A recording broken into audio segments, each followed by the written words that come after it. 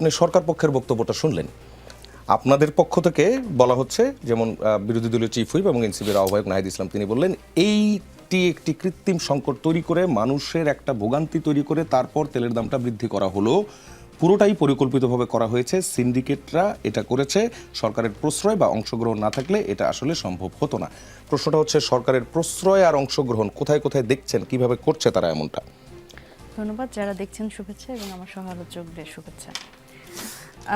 দেখেন, আমি একটু শুরু করতে চাই যে এই বলে যে সরকার দলের যারা আছেন তারা কিন্তু কোনোভাবেই এই সংকটটা দেখতে পাচ্ছেন না। এটা খুবই একটা অদ্ভুত ব্যাপার যে চারদিকে আমরা দেখছি, আমরা ঘর থেকে বের হলেই দেখছি যে এই তেলের পাম্পের সামনে যে লাইনটা, এই লাইন তো আসলে অনেক দূর যাচ্ছে এবং সেটার কারণে অনেক যানজট হচ্ছে। কিন্তু কোনোভাবেই আমি দেখলাম না যে কোনো আমার সরকার দলীয় যারা ভাইরা আছেন তারা কোনোভাবেই এটি স্বীকার করছেন না এবং দেখছেনও না। ওনারা সবসময় বলছিলেন যে তেলের কোনো সংকট নাই এবং পাম্পগুলোতে তেল আছে। এবং আজকে একটা বক্তব্য শুনছিলাম আমাদের মাননীয় সড়ক মন্ত্রী শেখ রবিউল উনি সানস্ক্রিন মাখার কথা বলছিলেন অন্য কোনো একটা অনুষ্ঠানে, অন্য কোনো একটা প্রেক্ষিতে। কিন্তু আমার মনে হয় যে আসলে এই যে যারা তেলের লাইনে দাঁড়িয়ে থাকছে এবং বাইক নিয়ে দাঁড়িয়ে আছে, গাড়ি ঘোড়া নিয়ে দাঁড়িয়ে আছে এই রোদের মধ্যে, তাদেরও আসলে সানস্ক্রিন, মানে উনি যেভাবে করে ব্যাখ্যা করলেন সানস্ক্রিন মাখা এবং আলট্রাভায়োলেট রশ্মি কিভাবে করে আমাদের ত্বকের যে ক্ষতি করে, যে ব্যাখ্যাটা উনি দিলেন, এটা মনে হয় আসলে উনি ইনডিরেক্টলি হয়তো এনাদের জন্যও বলেছে। এখন দেখেন, সরকার একটা ক্রেডিট বাজির রাজনীতি করেছে এই একটা সংকট নিয়ে। দেখেন, বৈশ্বিক পরিস্থিতি সেটাতে খুব স্বাভাবিক যে বাংলাদেশে জ্বালানির সংকট হবে এবং তেলের দাম বাড়বে। সেই জায়গাতে তো আসলে এই নতুন একটা গঠিত সরকার, তার হাতে তো আসলে কিছু নাই। অনেক সময় সমস্যা সমাধানের প্রথম পদক্ষেপ হচ্ছে সমস্যা অ্যাকনলেজ করা, সমস্যা স্বীকার করা। এবং সেটা না করে আমরা দেখলাম যে সরকারের পক্ষ থেকে অনেক ধরনের বিভ্রান্তিকর তথ্য ছড়ানো হচ্ছে। তেলের কোনো অসুবিধা নাই, জ্বালানির কোনো সংকট নাই, কোনো জায়গায় কোনো অসুবিধা নাই, শুধুমাত্র আমরাই শুধু বলে যাচ্ছি। এবং আমরা যখন আসলে সমালোচনা করছিলাম তখন আমাদের বলা হচ্ছে যে সরকারের আসলে ভালো কাজ আমাদের সহ্য হচ্ছে না, আসলে সরকার যে নিয়ন্ত্রণ করে রাখতে পেরেছে এই দামটা, এটা আমাদের সহ্য হচ্ছে না। কিন্তু আমরা বারবার করে বলছিলাম যে এই যে সিন্ডিকেট, তেলের যে সিন্ডিকেট, এটি কিন্তু শুরু হয়েছে তখনই যখন কিন্তু আসলে সরকারের পক্ষ থেকে এই যে রেশনিংয়ের কথা বলা হয়েছে, তখন থেকে কিন্তু এই সিন্ডিকেটটা শুরু হয়েছে এবং এই তেলের পাম্পের সামনে লম্বা লাইন তৈরি হয়েছে। এবং এই পরবর্তীতে আমরা দেখলাম যে এখন এই সিন্ডিকেট যারা ছিল তাদেরই কিন্তু এখন জয় জয়কার। কারণ এক লাফে যখন 16% এই দাম বাড়ানো হলো, সেখানে কিন্তু আসলে এখন কি করবে, এখন সিন্ডিকেটে যারা আসলে তেলগুলো মজুত করেছে তারা কিন্তু এখন বেশি দামে বিক্রি করবে। এবং সরকারেরও মাঝখান দিয়ে এতদিন ধরে দাম না বাড়ানোর যে একটা ক্রেডিট, সেটা ওনারা নিতে পারছেন। এবং এর মধ্যে কি হলো, আসলে ভোগান্তিতে কারা পড়লো? জনগণ। কারণ তাদের কর্মঘণ্টা নষ্ট হলো। তারা এই যে সানস্ক্রিন তো সবার আসলে, আমি জানি না সবারই আসলে কেনার সক্ষমতা আছে কিনা, এবং এই মানুষগুলো তেলের পাম্পের সামনে আমরা বিভিন্ন সোশ্যাল মিডিয়াতেও কিন্তু দেখছি যে কিভাবে করে মানুষ আসলে তেল না পেয়ে ফিরে যাচ্ছে এবং তাদের বিক্ষুব্ধ জনতার আমরা বিভিন্ন রকম বক্তব্য শুনছি।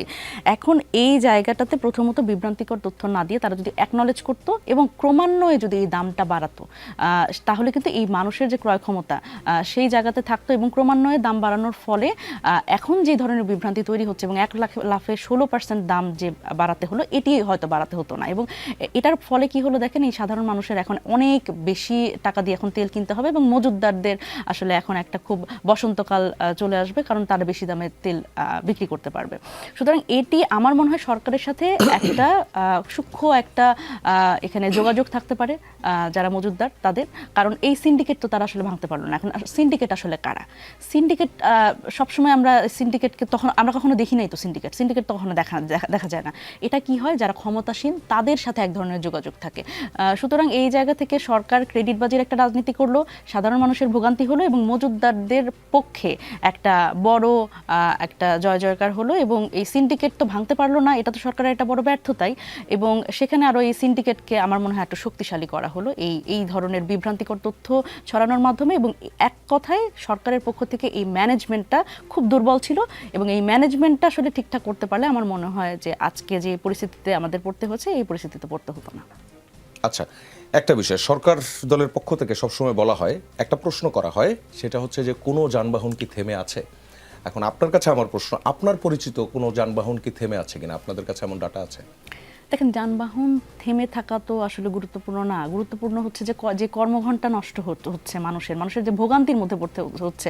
ধরেন এক পাম্পের তেল না পেয়ে সে আরেক পাম্পে যাচ্ছে, কিন্তু এই যে ভোগান্তি, এই ভোগান্তির মধ্যে পড়ছে। এবং আপনি দেখেন প্রত্যেকটা তেলের পাম্প, আপনি ঢাকা শহরে কোনো তেলের পাম্প পাবেন না যেটার সামনে আসলে দীর্ঘ লাইন নাই। এখন এই লাইনে দাঁড়িয়ে থেকে বহু কষ্টে কর্মঘণ্টা নষ্ট করে মানুষের ভোগান্তির পরে কিন্তু তারা হয়তো তেল পাচ্ছে, কিন্তু সেটাও কিন্তু আসলে অনেক কম। অনেক ক্ষেত্রে দেখা গেছে যে লাইন যখন এগিয়েছে শেষের দিকে গিয়ে তারা বলছে তেল নাই, তারা আবার অন্য পাম্পে কষ্ট করে যাচ্ছে। সুতরাং এটা তো ভোগান্তি।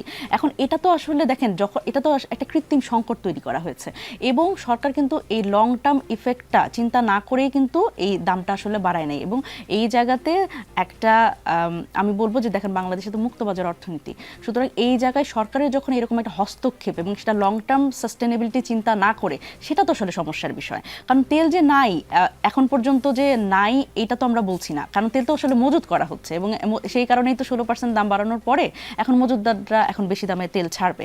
তো তেল তো আসলে আছে, এবং যখন থেকে এই ঘোষণাটি দেওয়া হয়েছে যে এই যে যুদ্ধ পরিস্থিতি, এই সময়ই তো আসলে সেই মজুতদাররা মজুত করা শুরু করেছে। সুতরাং এটা সরকারের সোল অথরিটি ছিল, এবং সেই দায়িত্বটাও সরকারের ছিল যে এই জায়গাতে তাদের একটা শক্ত অবস্থান নেওয়া এবং মজুতদারি ঠেকাতে ম্যানেজমেন্টের সরকারের বেশ কিছু উদ্যোগের কথা বলা হয়, এবং আজও জাতীয় সংসদে টেবিলে উত্থাপিত প্রশ্নে লিখিত আকারে মন্ত্রী অনেকগুলো পদক্ষেপের কথা জানিয়েছেন। এগুলো সন্তোষজনক নয়?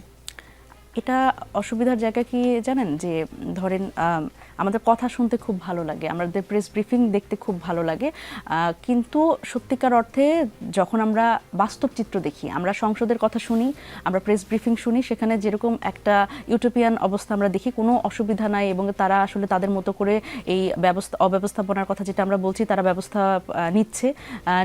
নিব এই ধরনের কথাবার্তা আমরা শুনছি। কিন্তু সত্যিকার অর্থে বাস্তবে যে চিত্রটা আমরা দেখছি সেটার উপরে আসলে খুব বেশি তাদের এই কথাবার্তায় যে ম্যানেজমেন্টের কথা আমরা শুনছি সেটা খুব বেশি ইফেক্ট পড়ছে বলে আমরা দেখছি না।